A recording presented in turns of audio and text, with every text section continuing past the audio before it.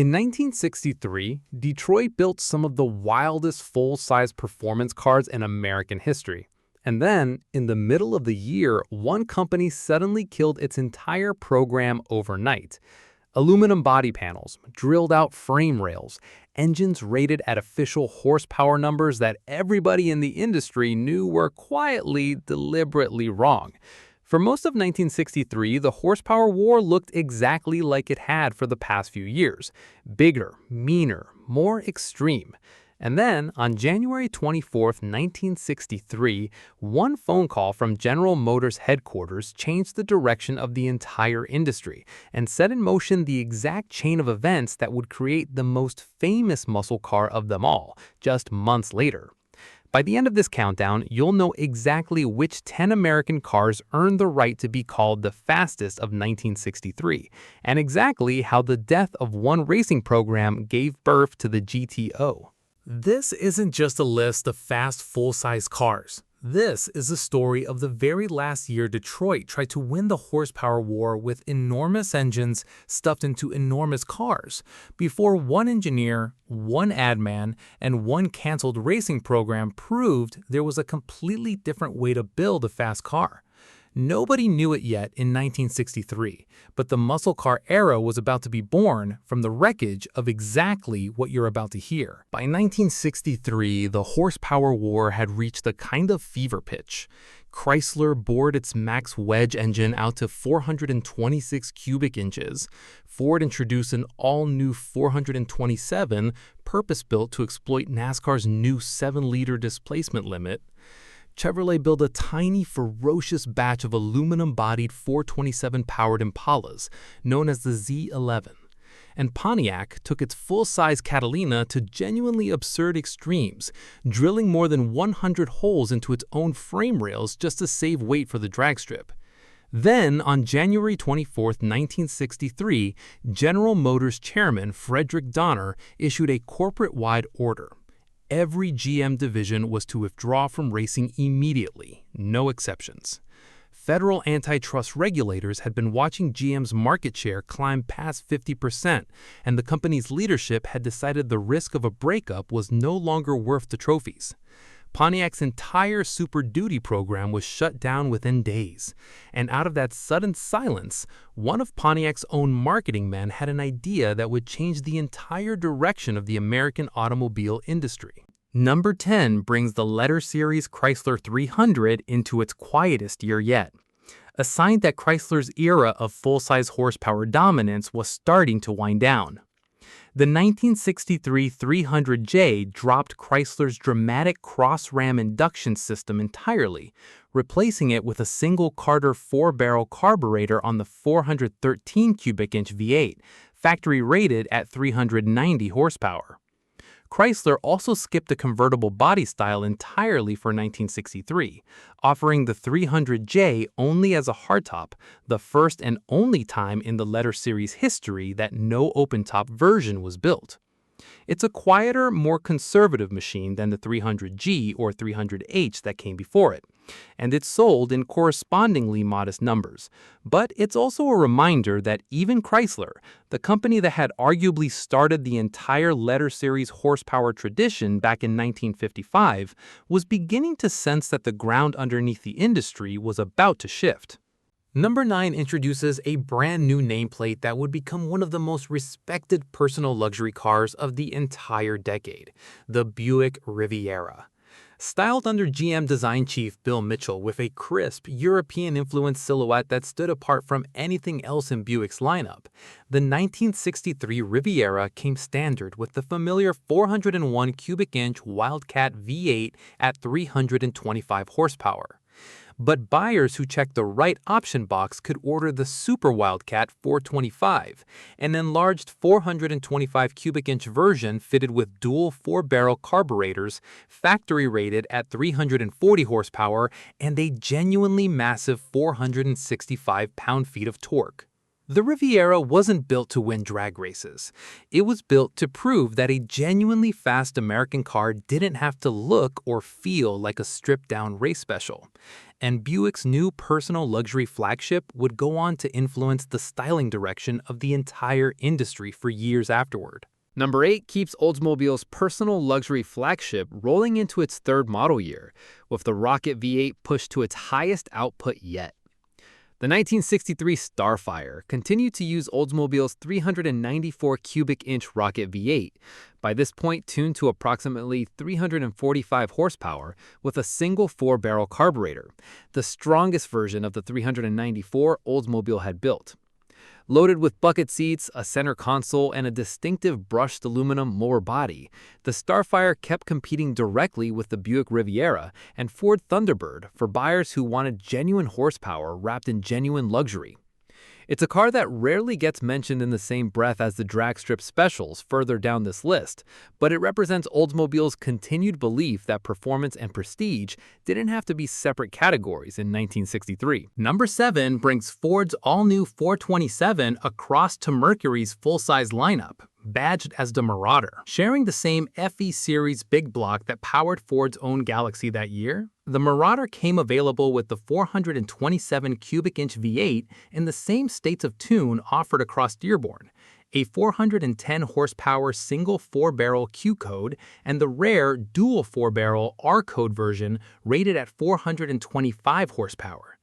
Built in genuinely small numbers, a 427-equipped Marauder gave Mercury buyers the same NASCAR-bred engineering as Ford's own performance flagships, wrapped in slightly more upscale trim.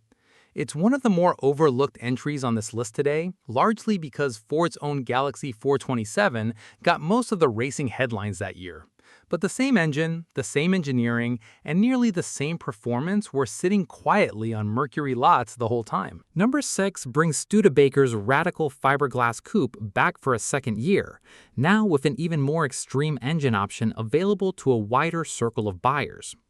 Building on the supercharged R2's success in 1962, Studebaker expanded availability of the R3 package for 1963. A bored-out 304.5 cubic inch version of the Avanti's small V8, fitted with a larger Paxton supercharger and dual 4-barrel carburetors, factory rated at 335 horsepower. It remained one of the most mechanically exotic American cars available at any price, built by a company that everyone in the industry already suspected was running out of time.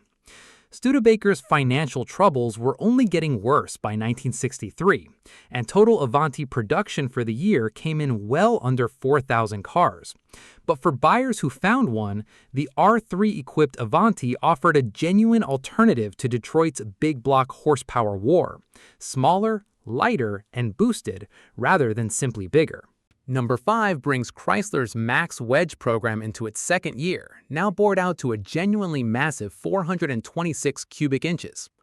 Dodge's 1963 Ramcharger 426 carried forward the same twin 4-barrel short ram induction and distinctive upswept exhaust headers introduced the year before, now offered in 2 states of tune: an 11-to-1 compression version rated at 415 horsepower, and a race-focused 13.5-to-1 version rated at 425 horsepower.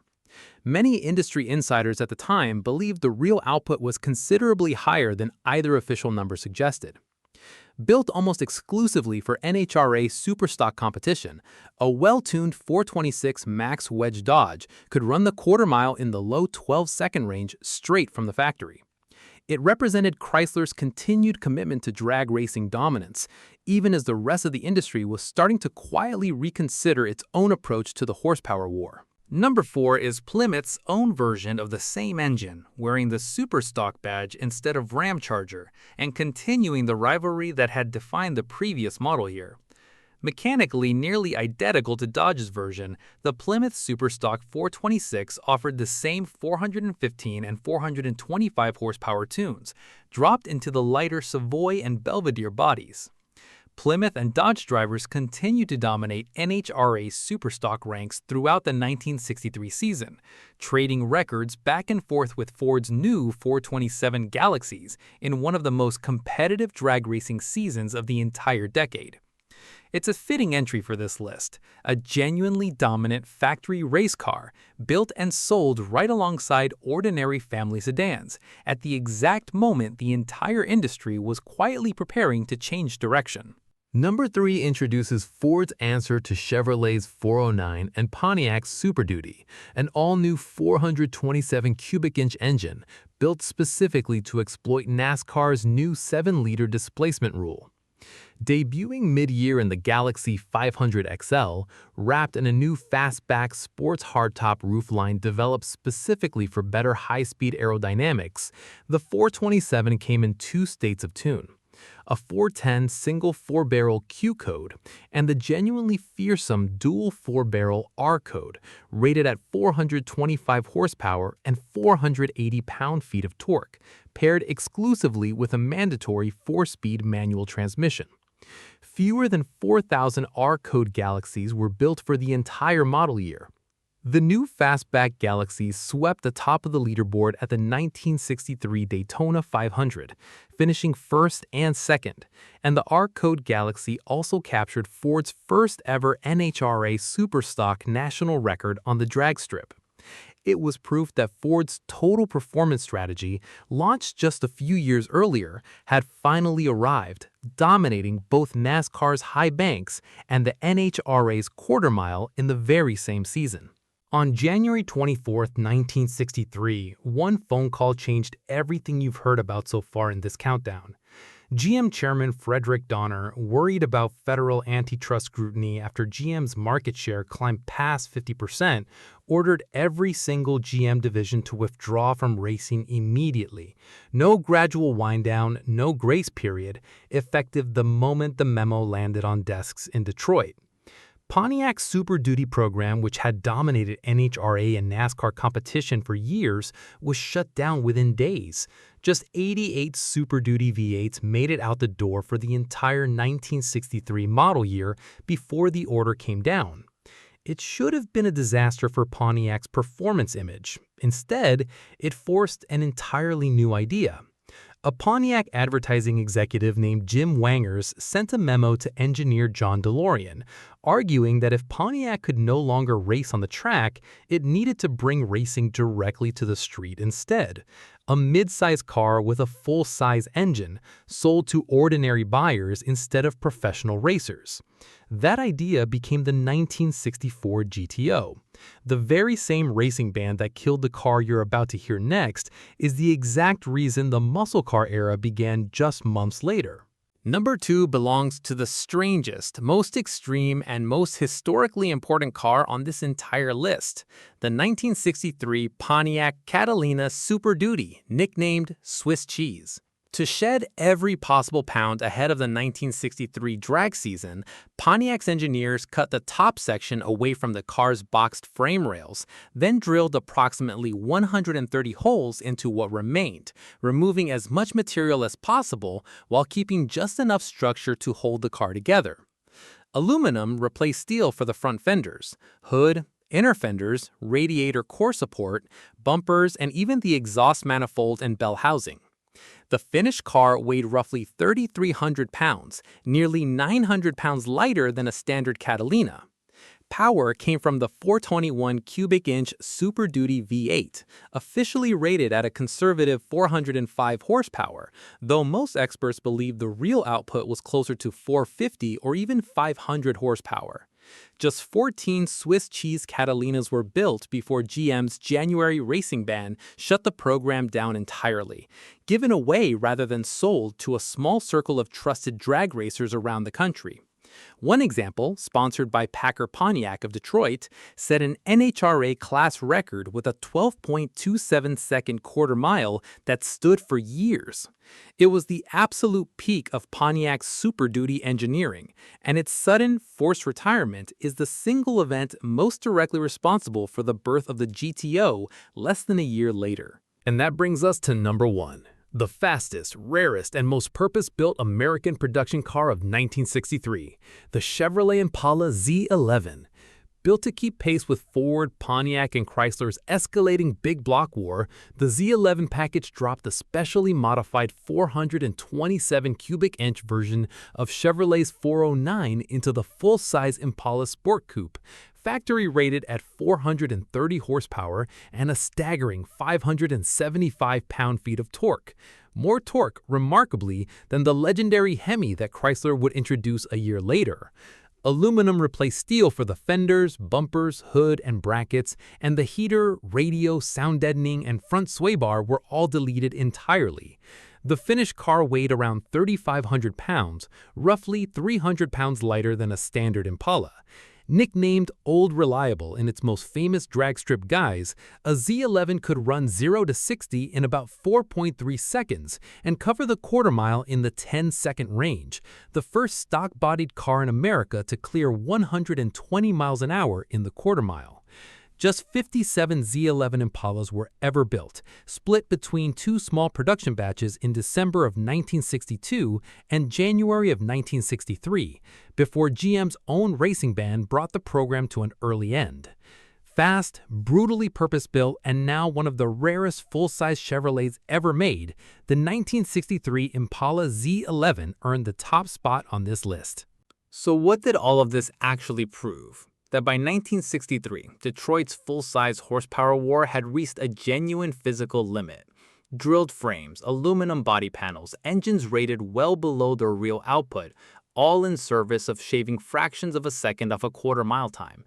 And that when General Motors finally pulled the plug on its own racing program, it didn't end the horsepower war at all. It simply forced Pontiac to fight it in an entirely new arena, not on a drag strip in front of a few thousand spectators, but on Main Street, in a car any young buyer could actually walk into a dealership and order.